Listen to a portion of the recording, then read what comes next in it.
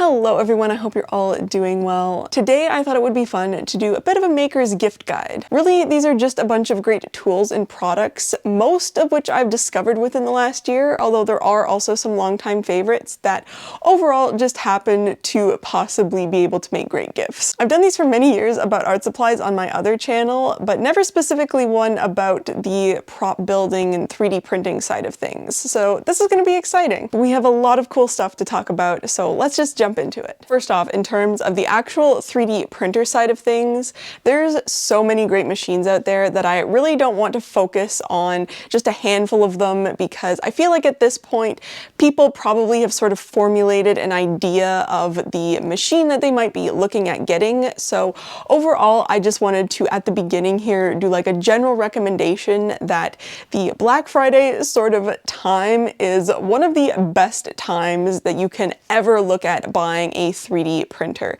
especially if you're not interested in the most current model.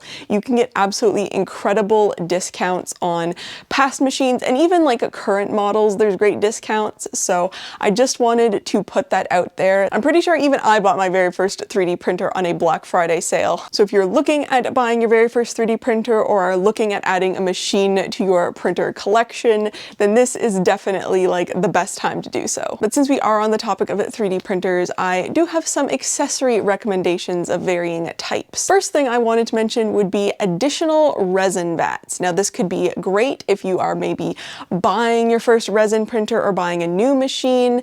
Buying an extra or a couple of extra resin vats along with that could be an interesting little gift bundle. But not only are extra resin vats super handy to have on hand if you are somebody that's constantly liking to flip the types of resin you are using, whether that be color or just completely different type. Not having to clean out the one vat that you have for your machine every single time you want to print something in a different resin.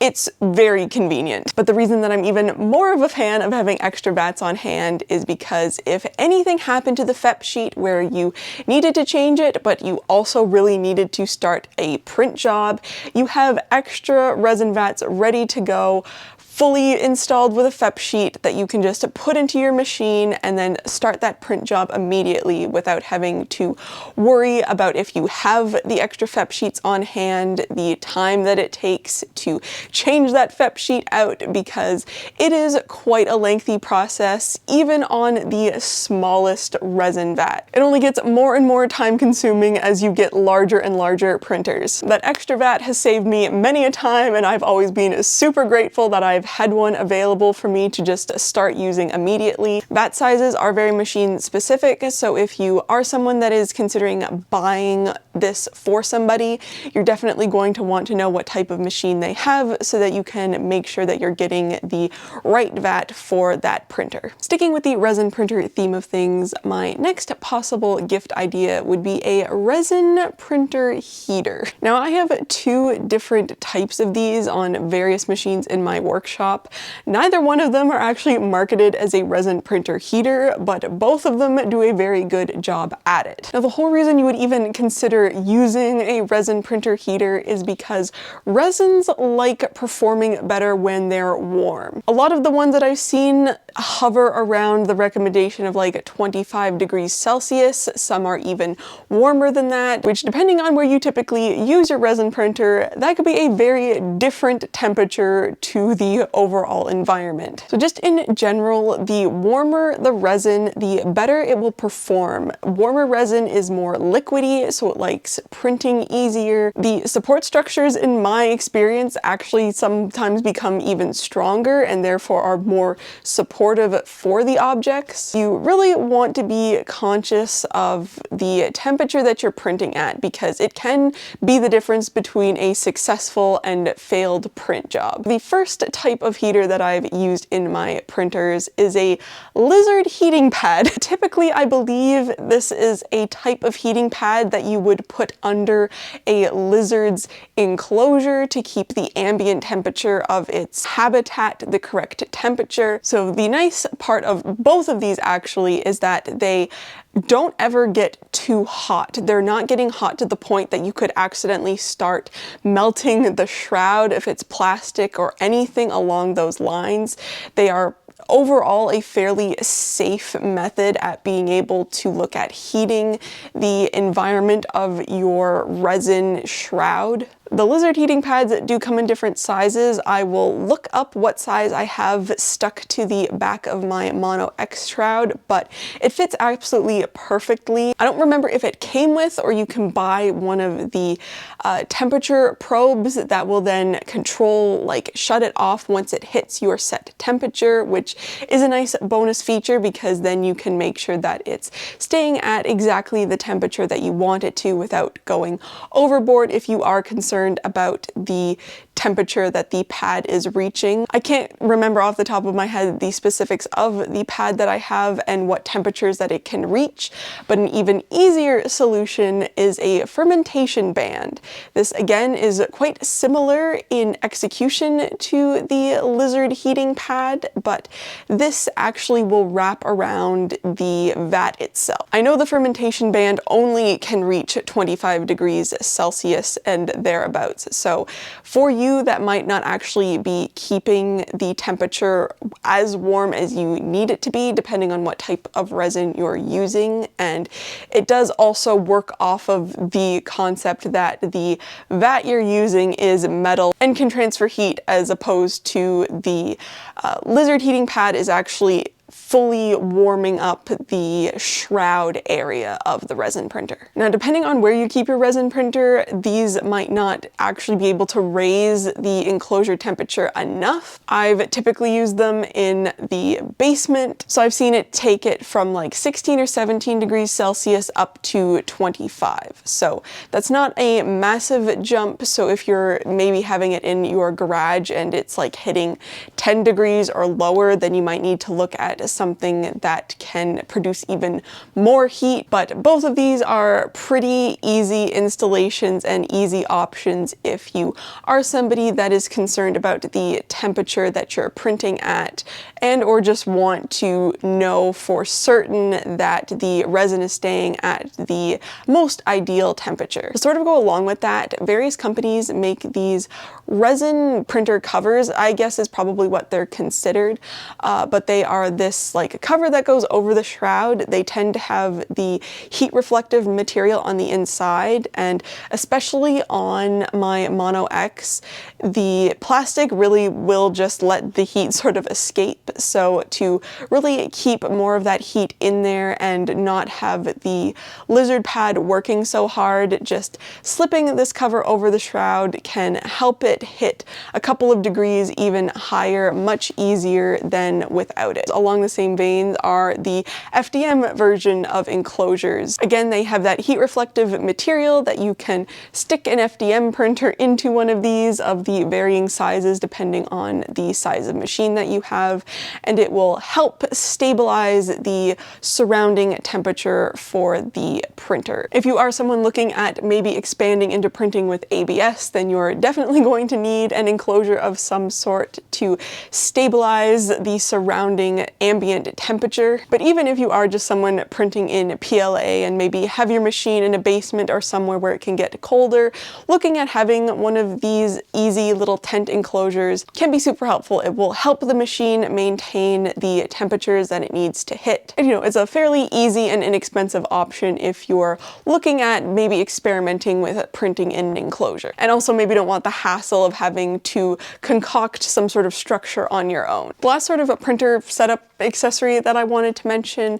are these cameras. Overall, the various types of these smart cameras that you can view on an app on your phone are really great and easy for monitoring printers. I know certain printers you can buy or are already equipped with their own version of the camera, or if you're into using something like Octoprint and have like a webcam setup. But if you're not into that and you really just want a simple way to monitor your printers cameras, then those cameras are awesome for the job. At this point, I have quite a few because of the printers in various locations. It's really awesome to be able to just, for peace of mind, be able to check up on your machines, make sure everything's going okay, or even just see if the print job is finished. I feel like a lot of the time that's what I'm ending up doing because I'm printing so many things constantly for products or videos, just making sure that the printer is, you know, not just sitting there idly. They're just really useful to have around,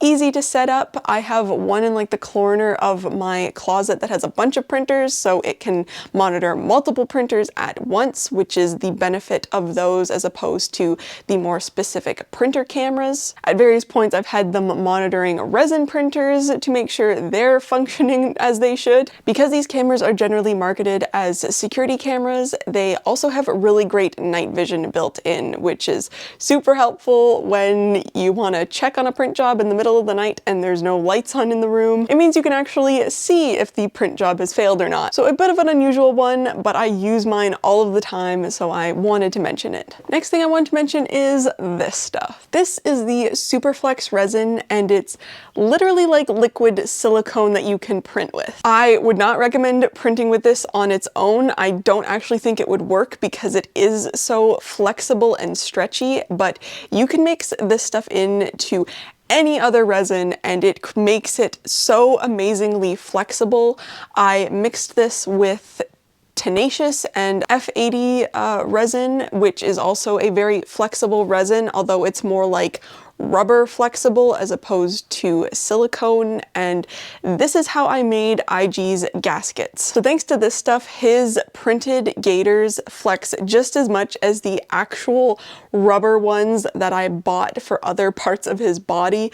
It's incredible. I've used it to print a Grogu head and his ears can flex really well. It's just a really awesome resin to have on hand. It just expands the possibilities of what you can look at printing and utilizing the technology for, because all of a sudden it can be very, very flexible if you want it to. You really do not need to use a lot of this stuff. It is quite an expensive resin. I'm pretty sure this bottle is like 80 Canadian dollars, which there are sales all of the time, hopefully at some point in the next couple of weeks. But yeah, this stuff is so cool. I can see a lot of possible uses out of it if you're into making custom like Black Series figure pieces and need like the flexible pieces to go for armor and stuff over their body. But yeah, you really do not need to mix in a lot of this. It was maybe at most 20% of this to my other resin, and it still flexes a ton. And of course,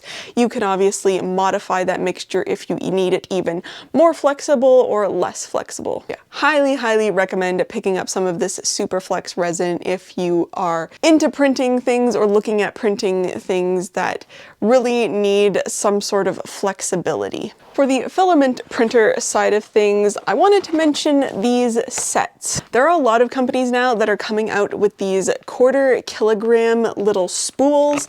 This one is a dual color set from Aron AR1, whichever.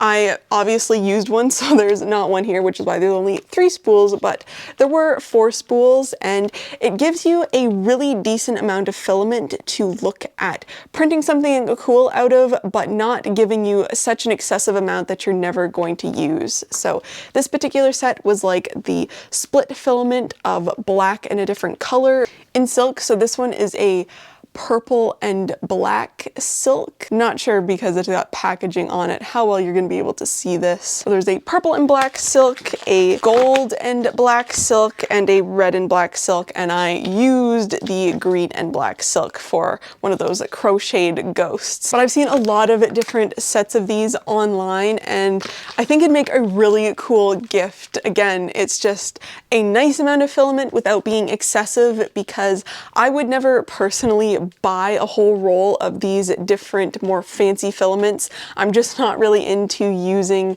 crazy colored filaments. I'm typically, you know, printing props and stuff that I'm then painting, so there's no need to be printing in fancy, cool filaments. But this gives you a great option to try out a bunch of different colors, and then of course from there, if you really like a color for something, you could then buy an entire kilogram roll of it. So these are the split type ones. I know there's the tri-type ones in the quarter kilogram sets. There's like rainbow, gradient ones, glow in the dark ones. There's just a ton of really cool options. So that could be a super cool and fun gift idea for someone. Not entirely sure where to slip this in, so I'm just going to talk about it here.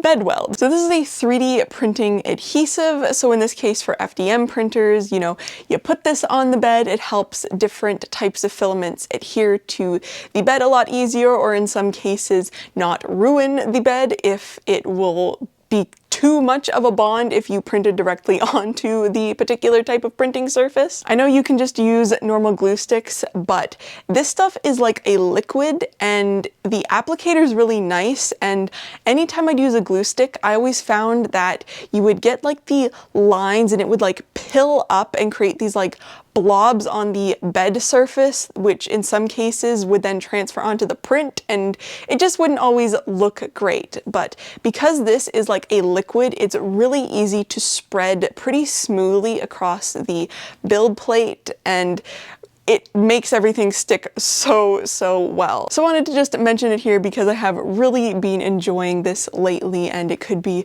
like a little stocking stuffer or something maybe. Now let's get into the more tool aspect sort of things, starting with the smaller things, and then we'll work our way up to larger items. First thing that I wanted to mention are deburring tools. Now I thought it was like common knowledge at this point what these were, and that it was a great idea to have these on hand if you were into FDM printing anything, but it keeps on coming up. So I figured I would just put them in here because they are so handy. But what these are for is if you print with brims or just generally want to clean up the edges of any print job, these are absolutely perfect for the job. I have both of these installed with plastic specific tool ends.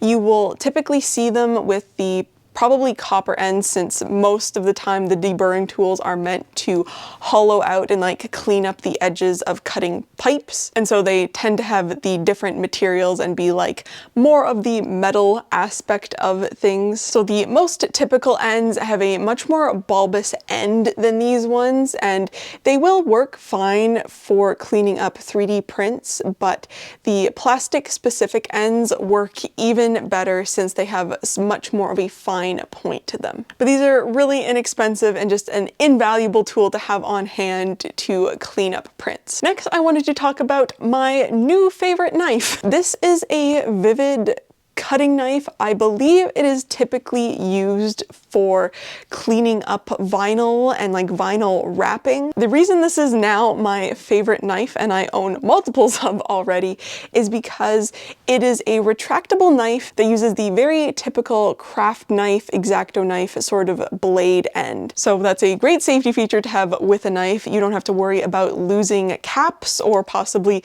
slipping up when you're trying to put a cap back onto a knife. It's all built into this very compact, sleek design, but then it has the added bonus of using the very typical craft knife blades. So not the most exciting, but very useful. Next are these very specific set of pliers. These are a brand new pair because I just happened to find these in my drawer when I was looking for something else, and I figured it would be more pleasant to show you the brand new ones opposed to the ones that I've been using for years and are not in their best shape. But these are these incredibly fine-nosed pliers. So they are great for getting into really small sections of print jobs if you need to remove support material. They have helped me so many times on so many print jobs, which is why I have multiple pairs of them, because if anything happened to one of my pairs, I absolutely am going to need to have another one on hand. I suppose sticking with the theme of tools I absolutely cannot live without, we have the foot sander. Now I thought at this point you all would have been sick of hearing me talk about this, which I'm sure a lot of you are. But every time I think there cannot be another person that I can recommend one of these to, there somehow is somebody that's never even heard of it. This is probably my favorite tool of all time, especially when it comes to 3D printing projects. It is the absolute perfect sander for sanding prints.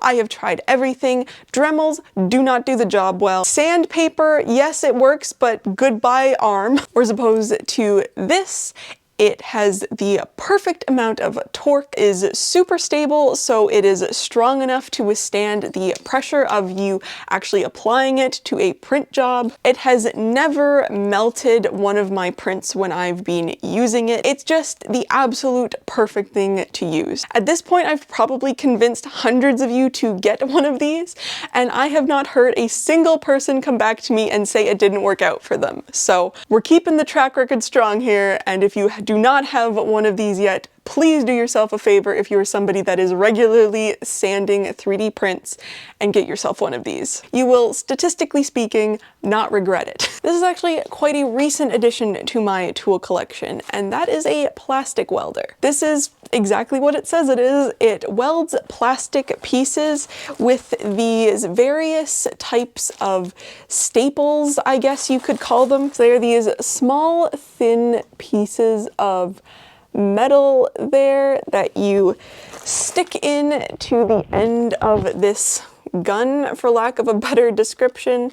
So they go into the end there, and then when you have it on, it heats up the ends of those, and then you can actually insert them into your plastic pieces. This is editing Michaela butting in here because the next couple of clips audio got super messed up, so I'm having to dub it in as best I can. So apologies for the next minute or so. And then the two separate pieces of plastic will be reinforced with that metal piece. It's incredibly satisfying to use, first of all, but also very useful. This helped me securely attach all of my Embo hat pieces together, which we are talking about an absolutely massive hat, huge pieces, not the lightest thing going, and it has survived many a convention of me wearing it, and I really don't think there is any chance that that thing is going to break apart. My neck's going to break before it does, and a lot of that security that I feel towards the strength of that hat is thanks to this really cool tool and these lovely metal staples. There's also this optional end piece accessory that again you can attach to the end of this, and when you actually have it plugged in, you squeeze this trigger and it will heat up the end, and that is what you can use to actually smooth out the plastic. So if you are somebody that's constantly attaching multiple plastic print pieces together, then I would highly recommend considering picking one of these up. I guess keeping with the theme of heated tools, my next recommendation is this hot knife multi-purpose tool. I'm not actually sure what this particular one would be considered, which is also why it's my main recommendation, because I use this thing consistently for years before I even got into 3D printing, and it's still one of my most used tools now for 3D prints as well. It is this walnut hollow wood burner hot knife, heated knife object. There are a ton of different types of end attachments that you can use on this. Right now, obviously the last thing I used it for was soldering because it has the soldering point still on it. It has a temperature adjustment dial, but this thing is useful for so many different applications. Of course, soldering for one, so whether you do it not very frequently or if you're not quite at that point of doing projects that involve soldering, then this is a tool that you could grow into using it for that aspect. But for all of the other types of tools, you can use it to smooth out plastic prints, add details to prints. I used it to fully redesign Boba Fett's gaffy stick. I like burned in all of the different details with this knife and varying end points. There's just so many uses for this, and again, not an incredibly expensive tool, and it's something that I use constantly, so it is well worth the price for me, and I think it would be a great addition to your tool collection if you don't already have something like this. Also keeping with the heated tool themes is this heat gun pen, I believe is what it's called. These are typically marketed for scrapbooking and like embossing powders and just generally scrapbooking things that involve needing heat at a lower temperature than something a full-blown heat gun would provide. I use this all of the time to remove supports on resin prints. So if you don't know, heat really softens up the support structures on resin prints. It makes them just sort of fall off or be able to remove the support material away from the print, sort of like Velcro is what I would best describe it as. I can't be bothered to pull out my heat gun for every single job, and honestly that's kind of overkill because you really don't need it to reach such an insane temperature in order for the support removal to work. So this is just a great thing that I can have on my pegboards ready to roll. I use it constantly. Every time I use it in a video I get questions on it. You might have seen it in a different color. This is a newer one because my old one died. If you are into resin printing, you will make your support removal life a whole lot easier if you pick up one of these or just generally start using heat to help you. I really don't know where to slip these into the video because they're not very related to anything else that I've talked about so far.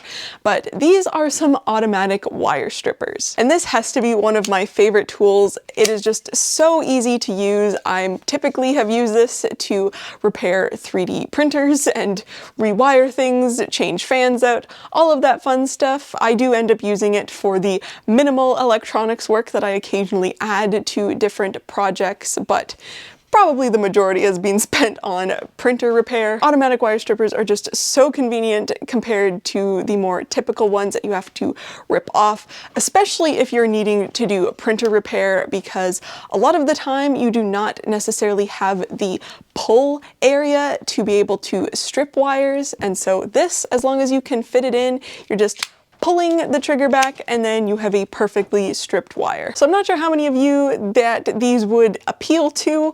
I'm not sure how many people are into fixing printers and electronic work and stuff, but wanted to put those in here because they are definitely one of my favorite tool gadgets. And they're also not the cheapest thing in the world, so I feel like it's something that somebody would really appreciate having and using, but would not necessarily want to spend the money on for themselves, so therefore it could make a great gift. Next, I want to talk about this electric screwdriver. Now, of course, a screwdriver is a very typical tool recommendation, but what I use this for is very maker printer specific. So this one is this Works electric screwdriver. It is USB rechargeable and it is in a very like sleek, compact form. It's not going to be the best for like super heavy duty work, although the torque on this thing is quite impressive for its size. But the reason that this is a recommendation and that I use it all of the time is because I use this constantly to help me change resin printer FEP sheets. This particular one did not come with any hex keys, so you can just buy yourself a set of hex bits that fit into all of the different types of interchangeable screwdrivers. And this will save you so much time changing out all of the little screws that are involved in changing out the FEP sheet on a vat for a resin printer. I do use it all of the time for like other more typical screwdriver work things, but this has just completely saved me for time when it comes to any resin printer vat maintenance. I also have this Hodo one, which is a very sleek and cool looking design. I haven't used this one as much, so it doesn't have as much wear and tear on it for me to be able to tell you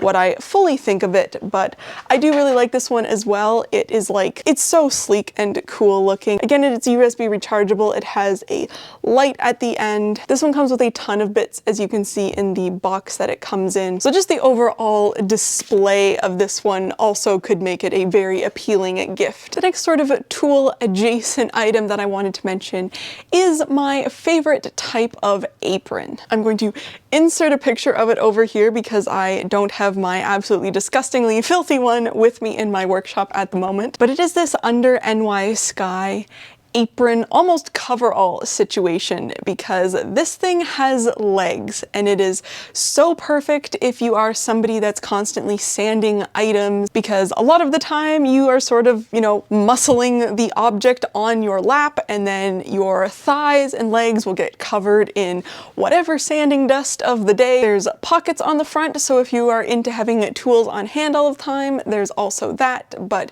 really it's the legs that are the selling point, because it really does keep you perfectly clean underneath this. I do have a couple of the different colors, and I know that the gray one is a more thick, like canvasy material, and it stops the more finer dust from getting through the fabric more than the black one that I have. So just keep that in mind, that the different colors that it comes in are slightly different fabrics. The black one is still really nice, but some of that finer like resin dust and like Bondo dust can sort of eventually maybe seep through the fabric a little more, whereas with the gray one, I've never had that problem. I'm sure you've seen me wear them in the various build videos that I've done in the different colors that I have. So if you're in the market for a new apron, then I highly recommend that one. The last gift idea that I wanted to mention is what is behind me. These are the IKEA Scadus boards, and not only are they incredibly useful at being able to organize tools or just generally whatever you want to organize on them, they have one of the largest 3D printing communities behind them. You can find a custom print job for just about anything you can think of that will fit on these boards. These ones in my workshop I have had up for like a week. They are very brand new, so I have not had a great opportunity to fully print everything and organize everything that I want on them. But even as it is right now, I have a fully functioning resin printer setup station that is working better than anything else I have ever used for a resin printer setup. So it's a cool possible gift because it's almost like an activity. Like you could just get the board or boards themselves and then just print whatever accessories and really deck it out and customize it to be whatever you want. And that is everything for at least this year's gift guide. Hopefully you found this interesting and it gave you some inspiration for either yourself or someone you know. As always, please feel free to comment any of your recommendations. I would love to hear about them, and I'm sure anyone coming across this video would be very appreciative of that as well. But that is everything, so thank you so much for watching, and I will see you in my next video.